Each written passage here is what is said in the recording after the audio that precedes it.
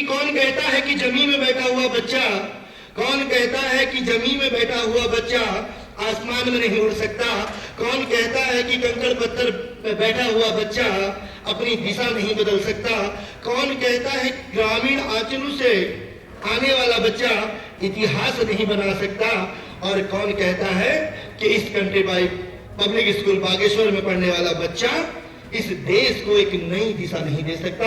तो एक बार अपने लिए और अपने मम्मी पापा के लिए और अपने गुरुजनों के लिए जोरदार तालियां बजाइएगा, क्योंकि युवाओं के लिए कहते हैं, युवाओं के लिए कहा जाता है कि जिस ओर जवानी चलती है उस ओर जमाने चलते हैं, संघर्षों के आयामों पे इतिहास बना करते हैं। अर्थात जहां युवा पीढ़ी चलती है उस ओर अपने आप हवाओं के रुख मुड़ जाते हैं, और जो मिट्टी कंकड़ पत्थर में बैठना जानते हैं वो आसमान में उड़ के दिखाते हैं। और आज सौभाग्य है हम सबका कि हम ऐसे हिंदुस्तान में हमने जन्म लिया है, ऐसे विश्व गुरु में हमने जन्म लिया जो पूरे विश्व को, पूरे संसार को एक नई दिशा देने का काम करता है। चाहे वो आईटी का मामला हो, चाहे संस्कृति सभ्यता का मामला हो, चाहे साहित्य के क्षेत्र में देख लीजिए एक अच्छा वक्ता से लेकर एक अच्छा प्रवक्ता तक, चाहे वो डिफेंस का हो या सिविल सर्विसेज का अधिकारी, वो हमारे पर्वतीय आंचलों से आके पूरी दुनिया को एक नई दिशा देने का काम करता है। आज भारतवर्ष की अगर हम विश्व में तुलना करें तो जो चाइना, अमेरिका, रशिया और तमाम प्रकार के वो राष्ट्र जो अपने आप को विकसित बोलते थे, जो भारत को विकासशील बोलते थे, आज कहीं न कहीं हिंदुस्तान के साथ कंधा से कंधा मिला के खड़े हैं, क्योंकि उनको पता है कि विश्व में अगर कोई युवाओं की ताकत है, अगर विश्व का कोई युवा देश है तो केवल एक फौलादी ताकत है हिंदुस्तान। आज चाहे चाइना या पाकिस्तान, चाहे वो अलगाववादी संगठन जो हिंदुस्तान को नेस्तनाबूद करना चाहते हैं, जो हिंदुस्तान को मिटाने की बात करते हैं, उन सबको पता है कि इस समय कश्मीर से लेकर कन्याकुमारी तक, पूरब से लेकर पश्चिम तक हमारे देश के जवान और विशेष रूप से इस कुमाऊं और गढ़वाल के, कुमाऊं रेजिमेंट और गढ़वाल रेजिमेंट के वो योद्धा जो कभी जाति की बात नहीं करते, कभी धर्म की बात नहीं करते, कभी क्षेत्रवाद की बात नहीं करते, वो अखंड भारत के निर्माण के लिए स्वयं को बलिदान कर देते हैं, लेकिन हिंदुस्तान के अंदर बैठे हुए उन बच्चे, उन छोटे नौनिहालों पर आंच भी नहीं आने देते। तो हम नमन करते हैं ऐसी शहादतों को, हम नमन करते हैं उन माताओं को, उन बहनों को जिन्होंने ऐसे बच्चों को जन्म दिया जो आज कश्मीर से लेकर कन्याकुमारी तक आपकी रक्षा के लिए स्वयं बलिदान हो जाते हैं। इस देवभूमि उत्तराखंड का तो अपने आप महत्व है, जहां 125 करोड़ से ज्यादा जनसंख्या जिस देश की हो, जिसका 1% देवभूमि उत्तराखंड हो, हमारी 1.25 करोड़ की ताकत पूरे विश्व में हिंदुस्तान को आगे की ओर बढ़ाती है। और मैं कहना चाहता हूं ये केवल देवों की भूमि नहीं, वो 4 धाम के अलावा, देवभूमि के अलावा वीर भूमि भी है, और जो वीर भूमि है वो वीर भूमि पूरे विश्व के लिए और पूरे हिंदुस्तान के लिए एक ताकत देने का काम करती है। मैं निवेदन करना चाहता हूं अपने भैया बहनों से, आज का जो ये युवा संवाद है ये इसलिए भी महत्वपूर्ण है, इस समय चाइना और पाकिस्तान जिस तरह से आतंक के अलग अलग हथियारों का उपयोग करके हिंदुस्तान को तबाह करना चाहता है, उनको पता तो है कि हिंदुस्तान की फौज के सामने कोई हथियार काम नहीं आ सकता, हिंदुस्तान की फौज के सामने कोई परमाणु हथियार काम नहीं आ सकता। लेकिन अगर किसी राष्ट्र के युवाओं की जड़ों को समाप्त कर दिया जाए, अगर किसी राष्ट्र के युवाओं को उनके पथ से भटका दिया जाए तो वो युवा बर्बाद हो जाता है। तो मैं निवेदन करना चाहता हूं अपने भैया बहनों से और कहना चाहता हूं उन राष्ट्रों के लिए कि हमारे देश में, हमारे प्रदेश में ऐसे ऐसे योद्धा हैं, हमारे राज्य के ऐसे ऐसे सैनिक हैं, वो किसी का पिता, किसी का पुत्र, किसी का भाई, और आप से बहुत सारे भैया बहन होंगे जिनके पापा भी आर्मी में होंगे। जब तक देश का सैनिक है तब तक कोई किसी को आंच नहीं आने दे सकता। लेकिन फिर एक उग्रवादी संगठन, वो आईएसआई संगठन हो या आतंकवादी संगठन, वो पाकिस्तान की चाल हो या नाइजीरिया के लोग, जिस तरह से आज आतंक का सबसे बड़ा गिरोह अगर पूरे विश्व को बर्बाद कर रहा है, अगर इस बागेश्वर के जनपद में वो प्रवेश कर चुका है, तो वो आतंक का हथियार नशा है दोस्तों, जो एक परिवार को शहीद होने के लिए मजबूर करता है, जो एक बूढ़े माता पिता के बुढ़ापे की लाठी को तोड़ देता है, जो एक माँ को विधवा बना देता है और एक छोटे से बच्चे को अनाथ कर देता है। वरना क्या औकात है उस पाकिस्तान की, वरना क्या औकात है उस पाकिस्तान की जो उत्तर प्रदेश के बराबर नहीं कर सकता, जिसके पास पेट भर खाने को नहीं, वो परमाणु हथियार बनाने की बात करता। केवल आवश्यकता है हमारे हिंदुस्तान की जो युवा पीढ़ी है, और इस विद्या मंदिर और इस कंट्री वाइड और तमाम हमारे जीआईसी और अन्य विद्यालयों में पढ़ने वाला बच्चा केवल एक बात को समझ ले कि जब तुम फिजिक्स केमिस्ट्री मैथ पढ़ते हो, जब आप पॉलिटिकल साइंस कॉमर्स को पढ़ते हो, जब आप 6 से लेकर 12th तक की पढ़ाई करते हो, यही पढ़ाई आपको आईएएस, बीसीएस, डॉक्टर, इंजीनियर, वक्ता, प्रवक्ता, हर पथ का पथिक यही बनेगा। लेकिन आवश्यकता है आपका डिसिप्लिन, आपका डेडिकेशन, आपका डिवोशन, आपका डिटर्मिनेशन। जिन बच्चों ने 40 को अपने अंदर ऑब्जर्व कर लिया, जिन्होंने उसको आत्मसात कर लिया, और जो बच्चा अनुशासन में रहता है, जो दृढ़ निश्चयी हो, जो समर्पित हो, वो बच्चा कभी आगे बढ़ने से उसको कोई रोक नहीं सकता। मैं फिर उसी बॉर्डर की ओर जाऊंगा और प्रणाम करूंगा उन शहादतों को। आपने अभी पिछले 2 साल पहले पुलवामा का अटैक सुना था बेटा, आपने मेजर चिश्ती के बारे में सुना था, वो जिसकी 10 दिन बाद शादी होने वाली थी, जिसकी शादियों के कार्ड बढ़ चुके थे बेटा, उन माता पिता को क्या महसूस हुआ होगा जब वो वीर योद्धा उस पुलवामा के आतंकी हथियार से लड़ते हुए शहीद हो गया। आपने मेजर विभूति का नाम सुना, विभूति रोहड़ियाल। आपने इस कपकोट बागेश्वर के अनेक उन योद्धाओं के बारे में सुना होगा जो बच्चा देश की शहादत के लिए शहीद हो जाता है। हम 8 घंटे इस विद्यालय में आते हैं, हम 8 घंटे इस विद्यालय में कितना पढ़ते हैं वो तो आप जानते हैं, लेकिन जो परिवार का एक बच्चा शहीद हो जाता है, जिस माँ के मांग का सिंदूर मिट जाता है, जिसके घर की खुशहाली चली जाती है, आप सोचिए कि मांग का सिंदूर गया, मांग का सिंदूर गया, हाथों की लाली चले गई, छोटी छोटी बेटियों की चोटियां चले गई, बाप के बुढ़ापे की दवाई चलेगी, बहन की कलाई की राखी चले गई, भाई की पढ़ाई चले गई बेटा। एक ऐसा विस्फोट हुआ उस आतंक के हमले से कि उस जवान की बोटी बोटियां चले गई। अरे हम बागेश्वर वालों के लिए तो कोई जवान शहीद हुआ, लेकिन किसी के घर की तो रोटियां चली गई। उस माँ के मन में क्या कष्ट होता है वो तो वही जानता है। लेकिन मैं बताना चाहता हूं कि आज आतंकवाद को सबसे ज्यादा अगर फंडिंग कहीं होती है तो वो नशे से होती है, चाहे वो स्मैक का हो, चाहे वो कोकीन का हो, चाहे वो अन्य नशे हो। और हम कहना चाहते हैं, जब इस विद्यालय में बैठने वाला बच्चा ये प्रतिज्ञा कर ले, कैसी ही दोस्ती मिले, कैसे लोग मिले, कैसा ही माहौल मिले, मैं जीवन में प्रतिज्ञा करता हूं कि मैं कभी व्यसन नहीं करूंगा। कोई सरकार, कोई प्रशासन कितनी भी काम कर ले, अगर मैं सही हूं तो कोई मुझे बेच नहीं सकता। केवल अपने आप को बचाइए बेटा, ये देश अपने आप बच जाएगा। केवल उन मम्मी पापा के बारे में जरूर सोचिएगा, क्योंकि कहते हैं कि माता भूमि पुत्रो अहम पृथिव्या। एक माँ जो जन्म देती है, एक धरती माँ, दोनों के लिए हमारा एक बहुत बड़ा दायित्व बन जाता है। जिस माँ ने हमें जन्म दिया, आज हमारी उम्र क्या होगी, यहाँ पर भैया बहन बैठे हैं, 10 साल से लेकर 18 साल तक के भैया बहन होंगे। हमारी मम्मी पापाओं की उम्र 40 साल, 45 साल से लेकर 55-60 साल तक होगी।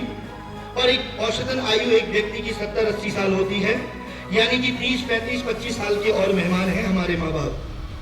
और कई बार हमारी छोटी छोटी गलतियों के कारण जो माँ 80 साल रह सकती थी, जो माँ बाप हमारे ताकत बन सकते थे, वो अल्प आयु में चले जाते हैं। हम अपने माँ बाप की दीर्घ आयु के खुद ही एक अल्प आयु में बदलने वाले कारक बन जाते हैं, और कहीं न कहीं हम अपने माँ बाप के हत्यारे बन जाते हैं।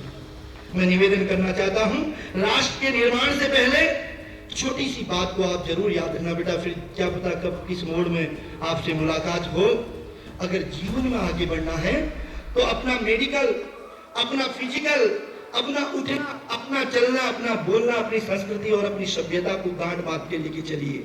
आप बहुत अच्छे वक्ता हो सकते हैं, अलग अलग सब्जेक्ट के प्रगाढ़ हो सकते हैं, लेकिन नैतिक शिक्षा का भी उतना ही महत्वपूर्ण है जितना अन्य विषयों का। मैं आपको एक छोटी सी घटना आपके संज्ञान में लाना चाहता हूं। ये घटना हमारे बागेश्वर की भी है, ये घटना अन्य जनपदों की है, लेकिन जिस घटना को मैं बताना चाह रहा हूं वो देहरादून की एक छोटी सी घटना है। ये घटना दीपावली से 10 दिन पहले की एक घटना होती है, जब एक जवान जो जम्मू कश्मीर में है वो अपने घर आना चाहता है और एक घर में कॉल आता है कि इस बार दीपावली में, धनतेरस में वो बच्चा घर आने वाला है, वो बच्चा अपने माँ बाप से मिलने वाला है। तो मानो उन बूढ़े जो 70-75 साल के उनके बूढ़े माँ बाप थे, उनके आंखों में एक रोशनी आ जाती है। क्यों? क्योंकि आज उनका पिता, किसी का पुत्र घर आने वाला था। धनतेरस के दिन खबर आती है कि दूसरे दिन वो घर पहुंचने वाला है। मानो पूरे घर में खुशी आ जाती। वो छोटे छोटे उनके जो बच्चे थे अपने पिता के गले लगने के लिए लालायित होते हैं और वो माँ आज दुल्हनों की तरह सजने लगती है। और जो बूढ़े दादा दादी थे उनकी भी आज आंखों की रोशनी बढ़ने लगती है, क्योंकि उनका बेटा घर आने वाला था। फिर अचानक उसी रात को अचानक घर में एक फोन आता है और वो बूढ़े पिता दौड़ के उस फोन पे लपकते हैं। उन्हें लगता है कि रेलवे स्टेशन में उनका बच्चा आ गया है। और जैसे ही वो फोन उठाते हैं ना, तो वहां से एक फोन में आवाज आती है कि कल जम्मू कश्मीर से आते हुए कुछ आतंकवादियों ने हाथ लगाकर हमला कर दिया और वो जवान शहीद हो गया।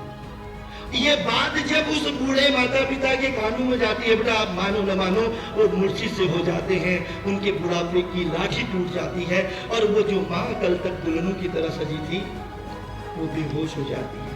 अभी तो बच्चों को पता भी नहीं बेटा, अभी तो बच्चे सोए हैं, उन्हें तो पता है कि कल पापा आएंगे, दीपावली के लिए सामान लाएंगे और वो अपने पापा के साथ फिर से दीपावली मनाएंगे, दूसरे बच्चों की तरह अपने पिता को गले लगाएंगे। सुबह होती है, सुबह होती है, घर में सन्नाटा बसरा जाता है, कोई उत्तर नहीं देते। वो दोनों भैया बहन 8 साल 9 साल की उम्र में अपनी मम्मी के पास जाते हैं कि माँ आज तो पापा आने वाले हैं, फिर तू क्यों उदास है? कोई जवाब नहीं। फिर दादा दादी के पास जाते हैं, उनसे पूछते हैं कि पापा आने वाले थे, आप चुप क्यों हो? कोई उत्तर नहीं मिलता। और जैसे ही बाहर निकलते हैं तो देखते हैं कि घर के चारों ओर लोगों की भीड़ खड़ी है।